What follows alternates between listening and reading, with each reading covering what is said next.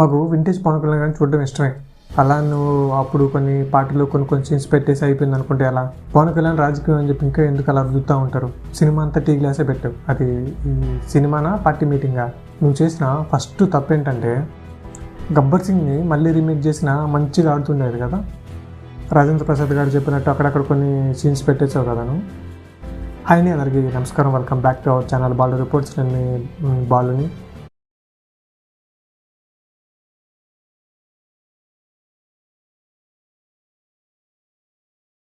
Open చేయగానే hero ఒక కన్నడ అక్కడ ఊర్లో ఉండి చిన్న చిన్న పనులు చేస్తూ అదే ఊర్లో ఉంటాడు అనమాట.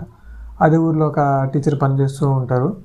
అతను హీరో మంచితనం గురించి చూసి ధైర్యం చూసి పిల్లలు వెళ్ళాల్సింది పనికి కాదు బడికి అని చెప్పి తీసుకెళ్ళి మంచి స్కూల్లో జాయిన్ చేసి చదువు చెప్పిస్తాడు.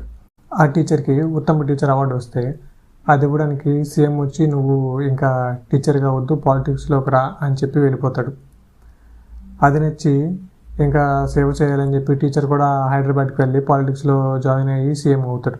ఆ గ్యాప్లో హీరో పెద్దవాడు అవుతాడు, ఐపీఎస్ అవుతాడు. అండ్ పిల్లవాడు పెద్దవాడు అయితే ఎలా ఉంటాడు మీకు తెలుసు. సీఎం అయిన టీచరు ఒక పెళ్లి కోసం అని చెప్పి వెళ్తాడు. అక్కడ సెక్యూరిటీ వాళ్ళని మీరు వెళ్ళండి, ఇది మన పెళ్ళి, ఇక్కడ ఎవరేం చేయరు అని చెప్తాడు. అలా చెప్పిన వెంటనే ఒక 10 మంది వచ్చి అటాక్ చేస్తారు. చెప్తే వినాలి కదా ఈ పెద్ద మనిషి, మన పెళ్ళి అని చెప్పి అన్నాడు, అటాక్ చేశారు. నెక్స్ట్ సీఎం సీట్ కోసం వార్ అవుతూ ఉంటుందంట. ఫైనల్గా ఒకరు సీఎం అవుతారు. అదే మెయిన్ విలన్ నల్ల నాగప్ప. పిల్లల కొడుకు నాన్న సీఎం అయ్యాడని చెప్పి పార్టీ చేసుకోవడం కోసం అని చెప్పి రావు రమేష్ గారు పిలిస్తే మన హీరో ఉన్న ఊరికి వెళ్తాడు. వెళ్ళినోడు గమ్మున పార్టీ చేసుకొని రావాలి కదా, కానీ అలా కాదు, గంజాయి కావాలని చెప్పి అంటాడు. గంజాయి కోసం ఆల్రెడీ పోలీసులు సీజ్ చేస్తుంటారు. దానికోసం అని చెప్పి పోలీస్ స్టేషన్కి వెళ్ళి పోలీసులను కొడతాడు. అప్పుడు మన హీరో ఇంట్రో ఉంటుంది. హీరో వస్తాడు, వీళ్ళనందరిని కొడతాడు, సత్యమేవ జయతే అని అంటాడు. అలాగే హీరో వస్తాడు, వీళ్ళనందరిని చంపేస్తాడు, వీళ్ళని కొడుకుని మాత్రం కిడ్నాప్ చేస్తాడు. నెక్స్ట్ సీన్ కట్ చేస్తే అదే అడవిలోకి హీరోయిన్ వస్తుంది. ఆల్రెడీ బ్రేకప్ అయి ఉంటుంది, ఏదో ట్రీట్మెంట్ కోసం అని చెప్పి వస్తుంది. సినిమాలో ఏమైనా అవసరం లేనిది ఉంది అని అంటే అదొక్క హీరోయిన్ క్యారెక్టర్. అస్సలు అవసరం లేదు, ఏదో పెట్టారంతే. ఆ హీరోయిన్తో ఉండే సీన్స్ అన్నీ యూజ్లెస్. నిజంగా ఒక్క సీన్ కూడా అస్సలు మంచిది అనేది ఉండదు దాంట్లో. పనికొచ్చేది అంటూ ఒక్కటి ఉండదు, ఒక లవ్ అంటూ ఉండదు. అది లవ్ కాదని మనం తెలుసుకోవాలి. మనం ఏదైనా ఒక్క సీన్ అయినా ఇంట్రెస్టింగ్ ఉంటుంది అని అనుకుంటే మేము పొరపాటు కూడా అనుకోదు. ఒక్కటి కూడా మంచిది ఉండదు, ఒక్క ఫీల్ వచ్చేది కూడా ఏదో ఉంటుంది, ఏదో పోతూ ఉంటుంది అంతే. చూడాలి తప్పదు. ఆ సీన్స్లో కొన్ని జోక్స్ ఉంటాయి, వాటికి నవ్వి పొట్టనొప్పి వస్తుంది. చాలండి ఇక పోయి రెస్ట్ తీసుకుందాం అని అనుకుంటాం. బెస్ట్ కామెడీ సీన్ ఏంటంటే హీరో ఒకటి చెప్తాడు, తెలుగు భాషలో నాకు నచ్చింది ఒకే ఒక మాట డ్యాన్స్ అని.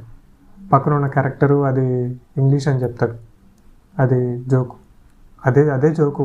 నవ్వని మనం ఎప్పుడో చిన్నప్పుడు స్కూల్లో వేసుకున్న జోక్స్ అవి ఇంకా వాడుతున్నారు. అవి వీళ్ళని కొడుకుని వెతుక్కుంటూ కొన్ని గ్యాంగ్స్ వస్తాయి. ఆ గ్యాంగ్స్ హీరోయిన్ కిడ్నాప్ చేస్తాయి. అప్పుడు హీరోయిన్ కోసం అని చెప్పి హీరో వెళ్తాడు, హీరోయిన్ కట్టేస్తారు. అప్పుడు ఏజెంట్ టీనా వస్తుంది. అదే రావు రమేష్ సీన్. నిజం చెప్పే డైరెక్టర్ గారు, అది టీనా సీనే కదా, హే దొంగ నాకు తెలుసు. అదే హీరో ఫైట్ చేస్తాడు, షూట్ చేస్తాడు, ఫైనల్గా హీరోయిన్ని సేవ్ చేస్తాడు. వెతుక్కుంటూ వచ్చిన గ్యాంగ్ లీడర్ని కూడా కిడ్నాప్ చేస్తాడు. డబల్ ధమాకా హీరోకి. హీరో విలన్ కొడుకుని గ్యాంగ్ లీడర్ని కట్టేసి ఫ్లాష్ బ్యాక్ స్టార్ట్ చేస్తాడు. ఆ ఫ్లాష్ బ్యాక్లో ఇంకో హీరోయిన్ ఉంటుంది. ఆ హీరో టెర్రరిస్ట్ని ఫాలో అవుతూ ఉంటాడు. వాడు ఉండకుండా హీరోయిన్ ఉండే హాస్టల్కి రూమ్లోకి వెళ్తాడు. హీరోయిన్ పట్టేసేది అతన్ని. దాన్ని తీసుకెళ్ళి హీరోయిన్ ఆర్జీ అవడంతో రేడియోలో చెప్తుంది. అదే కొంతమంది అయితే సబ్స్క్రిప్షన్లో పెడుతుండే. ఆ రేడియో విలను కార్లో ఈవినింగ్ వాక్ కోసం అని చెప్పి వెళ్తూ వింటాడు. హీరోయిన్కి వార్నింగ్ ఇస్తాడు. హీరోయిన్ హీరో దగ్గరికి వెళ్ళి అంతా చెప్తుంది. అప్పుడు హీరో ఏం కాదు పాప, నేనున్నా నీకు, నేను ప్రొడక్షన్ ఇస్తాను అని చెప్పి చెప్తాడు.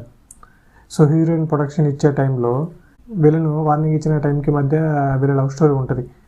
ఏదో చూపిద్దాం అనుకుంటాడు, తొలి ప్రేమ సాంగ్ని తీసుకొచ్చి పెట్టాడు. అది అస్సలు వర్కౌట్ అవ్వలే. అది చూస్తున్నంతసేపు ఇరిటేషను, ఆ డైరెక్టర్ మీద కోపం తప్ప ఇంకేం రావు. అది అసలు ఎంత మంచి సాంగ్, ఎంత హిట్ అయింది అది. ఎప్పటికీ ఆ సాంగ్స్కి ఫ్యాన్స్ ఉన్నారు.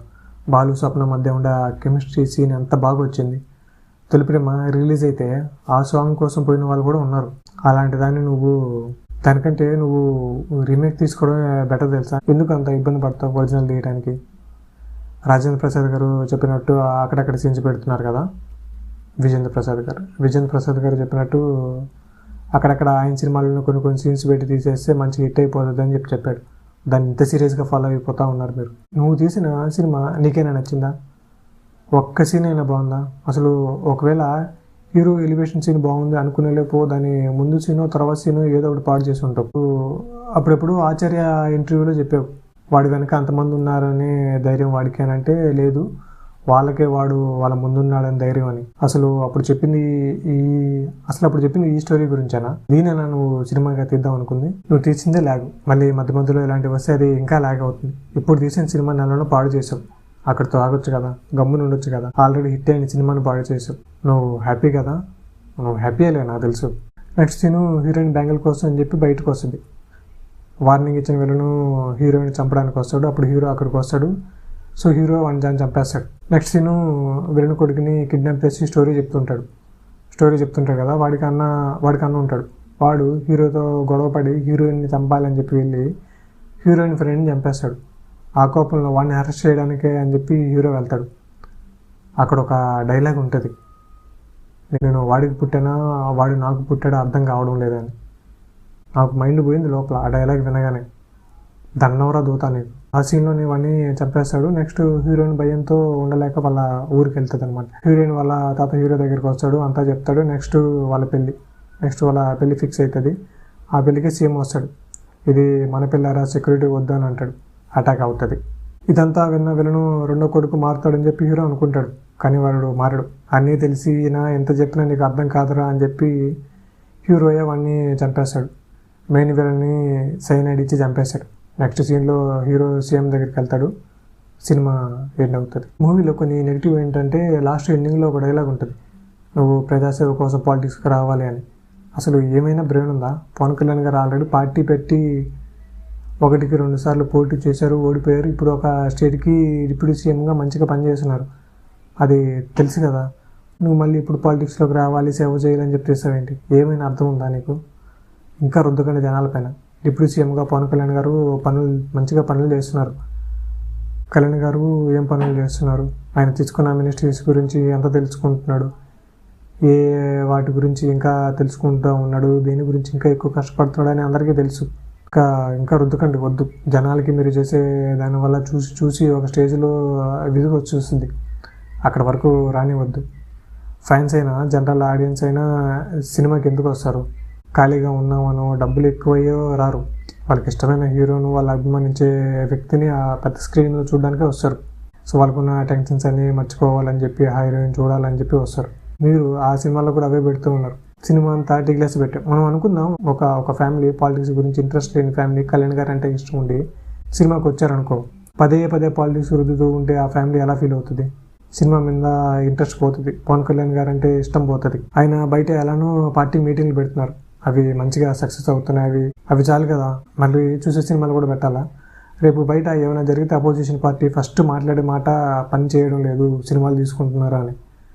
అది విన్న ఆ జనరల్ ఆడియన్స్ కానీ జనరల్ ఫ్యామిలీ కానీ అవును సినిమాలే తీసుకుంటున్నాడు, అక్కడే పాలిటిక్స్ చేస్తున్నారని చెప్పి అనుకుంటే అది ఎంత నష్టం అవుతుంది, కళ్యాణ్ గారికి ఎంత డ్యామేజ్ జరుగుతుంది. అది సినిమాకి తీయండి. సినిమా హీరో అంటే సినిమా హీరో అంతే, మహా అయితే ఒక 3 గంటలు. ఆ 3 గంటలు కూడా మీరు పాలిటిక్స్ చేస్తామంటే ఫ్యూచర్లో చాలా డ్యామేజ్ అవుతుంది. జనరల్ పబ్లిక్కి ఎప్పుడు పాలిటిక్స్ అంటే అంత ఇంట్రెస్ట్ ఉండదు, కొంచెం దూరంగానే ఉంటారు. మీరు కావాలని చెప్పి పాలిటిక్స్ గురించి తీస్తూ ఉంటే, ఎస్పెషల్లీ కళ్యాణ్ గారిని పెట్టి తీస్తూ ఉంటే అది రాంగ్ వేలోనే వెళ్తుంది. బట్ కళ్యాణ్ గారు పాలిటిక్స్ బాగా చేస్తున్నారు, పనులు కూడా బాగానే అవుతూ ఉన్నాయి. మీరు దాన్ని పాడు చేయకండి, దేన్ని కూడా తెగే వరకు లాక్కండి. అది కళ్యాణ్ గారికి అంత మంచిది కాదు. ఆయన చేయాల్సిన పనులు ఇంకా చాలా ఉన్నాయి. పవన్ కళ్యాణ్ ఒక మంచి సినిమా తీసాడు అని ఉండాలి, మళ్ళీ రావాలి. ఇప్పుడు పాలిటిక్స్లో ఎక్కడైనా ఒకటేలా ఉంది అని చెప్పి అనేంతవరకు చేయకండి. ఒక మంచి సినిమా పవన్ కళ్యాణ్ తీసి ఎన్ని ఇయర్స్ అవుతుందో తెలుసా? నువ్వు స్టోరీ మీద కాన్సన్ట్రేషన్ చేసి మంచి సినిమా తీ, పాలిటిక్స్ని వదిలి. ఫ్లాప్ అయిన అజ్ఞాతవాసిలో కూడా ఒక స్టోరీ ఉంది, హీరో దేనికోసం వెళ్తున్నాడో అనో ఒక ఐడియా ఉంటుంది చూసే వాళ్ళకి. నువ్వు తీసిన సినిమాలో అసలు ఏం లేదు, ఏదో పోతుందంటే చాలా నార్మల్ స్టోరీ అది, చాలా నార్మల్ స్టోరీ అది. సినిమాకి పెద్ద మైనస్ ఏంటంటే అసలు ఒక ఎమోషన్ అంటూ ఏం లేదు. హీరో క్యారెక్టర్ ఏంటి, దేనికోసం వెళ్తున్నాడు అంటూ ఒక ప్రాపర్ అటాచ్మెంట్ లేదు ఆడియన్స్ తోటి. ఏ సీన్కి కనెక్ట్ అవ్వడం లేదు. గబ్బర్ సింగ్లో అమ్మ ఎమోషన్ ఉంది, ఒక లవ్ స్టోరీ ఉంది, అది వర్కౌట్ అయింది, అది కనెక్ట్ అయ్యారు పబ్లిక్ దానికి, ఆడియన్స్కి అది నచ్చింది. ఆడియన్స్కి దేనికో ఒక దానికి కనెక్ట్ అవ్వాలి వాళ్ళు, ఒక్కొక్క ఎమోషన్ అంటూ ఉండాలి, ఒక లవ్ స్టోరీ అయినా ఉండాలి. ఏది లేదు దీంట్లో, అంతా రొట్ట చేసి పెట్టావు, అక్కడే ఫెయిల్ అయిపోయావు నువ్వు. ఫస్ట్ ఒక సినిమా రివ్యూ ఎందుకు చేస్తారంటే హాల్లో లైట్స్ ఆఫ్ చేసి స్క్రీన్ ఆన్ అవ్వగానే ఆడియన్స్ వాళ్ళు మర్చిపోతారు, ఇది ఒక సినిమా అనే విషయం మర్చిపోతారు. ఒక రియల్ స్టోరీ చూస్తున్నాం, ఆ స్టోరీలో వాళ్ళు ఉన్నారు, వాళ్ళు ఒక భాగమని ఫీల్ అవుతూ ఉంటారు. అలాంటిది నువ్వు ఆ హీరో ఎప్పుడో తీసిన పాత సినిమాలో కొన్ని సీన్స్ పెట్టేసి డైరెక్ట్గా పోస్ట్ చేసి ఆ ఫీలింగ్ పోతుంది. మరి సినిమా ఎలా తీసామంటే అంత ఫైట్ జరుగుతూ ఉంటే, అంత గన్ షాట్లు జరుగుతూ ఉంటే హీరోకి ఒక్క బుల్లెట్ తగలదు, ఒక్క బుల్లెట్ టచ్ అవ్వదు, ఒక్క దెబ్బ తగలదు, ఒక బ్లడ్ డ్రాప్ రాదు. మరి ఇలా తీయాలని ఎలా అనిపించిందో, మరి ఎందుకు తీసావో నువ్వు? నేనేం కెమెరా యాంగిల్స్ గురించో, మూవీలో ఉండే మిస్టేక్స్ గురించో, స్క్రీన్ ప్లే గురించో ఏం మాట్లాడడం లేదు. ఒక నార్మల్ ఆడియన్స్ ఎలా ఫీల్ అవుతాడో చెప్తున్నాం. కొంచెం మారు, నెక్స్ట్ సినిమా అయినా బాగా హిట్ అవ్వాలని కోరుకుంటున్నాను. సో మూవీలో ఉన్న పాజిటివ్ ఏంటంటే స్టోరీ, సినిమా అంతా వదిలేసేయండి, ఒక కళ్యాణ్ గారి గురించి చెప్తాం. దేశం గురించి, ధర్మం గురించి ఏం భయం లేకుండా చెప్పే ఒకే ఒక హీరో పవన్ కళ్యాణ్ గారు. ప్రజెంట్ జరుగుతున్న గారి గురించి డైరెక్ట్గా చెప్తుంటే, దేశంలో డార్క్ సైడ్ గురించి చెప్పే డైరెక్టరు పూరి గారు ఒక్కరే. పూరి గారు కూడా దేశంలోని లోపాల గురించి, సిస్టంలో ఉండే లూపోల్స్ గురించి, దేశం ఒక డార్క్ సైడ్ గురించి చూపించేది ఒక పూరి గారే. వీళ్ళ కాంబినేషన్లో ఇంకో మూవీ ఎప్పుడు వస్తుందో మరి చూడాలి. మీరు వీళ్ళ కాంబినేషన్ కావాలి అనుకుంటే కింద కామెంట్ చేయండి, చూద్దాం. సో ఎంతమందికి ఇంట్రెస్ట్ ఉందో వీళ్ళ కాంబినేషన్లో ఇంకో సినిమా చూడాలని. సో దట్స్ ఆల్ గైస్, మీకు ఈ వీడియో నచ్చిందని నేను అనుకుంటున్నాను. మన ఛానల్ ఇంకా సబ్స్క్రైబ్ చేయకుండా చూస్తూ ఉంటే వెంటనే సబ్స్క్రైబ్ చేయండి, అండ్ ఈ వీడియోని లైక్ అయితే కొట్టేయండి. మీరు చూస్తున్న బాలీవుడ్ రిపోర్ట్స్. నేను మీ బాలీవుడ్ నెక్స్ట్ వీడియోలో మళ్ళీ కలుద్దాం. అంతవరకు సెలవు. Thank you for watching. జై హింద్.